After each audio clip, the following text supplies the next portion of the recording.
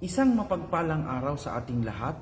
Ang ating gospel reading sa araw na ito ay mula sa Mark chapter 1 verses 40 to 45. Ito yung encounter ni Jesus sa isang lalaki na may sakit na leprosy or ketong. Makikita natin dito ang dalawang mahalagang bagay: pananampalataya or faith at habag or compassion. Ang ketungin ay lumapit kay Jesus ng may buong pagtitiwala. At sabi niya sa verse 40, "If you want to, you can make me clean." Hindi siya nag-utos, kundi sumuko siya sa kalooban ng Diyos. At si Jesus naman, na puno ng kompasyon, ay hindi nandidiri o lumayo. Sa halip, hinawakan niya ang lalaki at pinagaling ito. Ano ang hamon nito sa atin? Mayroon ba tayong spiritual leprosy sa ating buhay?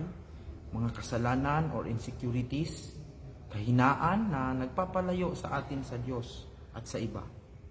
Huwag tayong matakot lumapit kay Jesus. He is willing and ready to touch our lives and make us whole again. Ang kailangan lang ay lakas ng loob at sabihin, "Panginoon, kailangan kita. Transform me, heal me."